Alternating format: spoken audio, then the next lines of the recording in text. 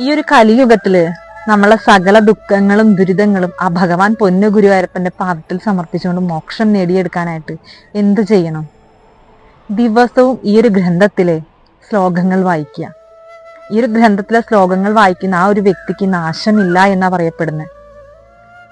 ദിവസവും നാരായണീയ ഗ്രന്ഥം പാരായണം ചെയ്യുക. ദിവസവും നാരായണീയ ഗ്രന്ഥം പാരായണം ചെയ്യുന്ന വ്യക്തിക്ക് നാശമില്ല എന്നാ പറയപ്പെടുന്നത്.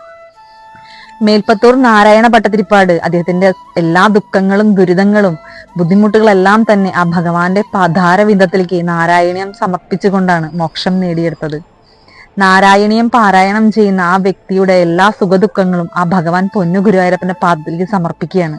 നമ്മൾ മോക്ഷം നേടിയെടുക്കുകയാണ്. ഭഗവാൻ ഗുരുവായൂരപ്പൻ നാരായണീയ പ്രിയനാണ്. അപ്പൊ എല്ലാവരും നാരായണീയം പാരായണം ചെയ്യുക. സർവം ശ്രീകൃഷ്ണാർപ്പണമസ്തു.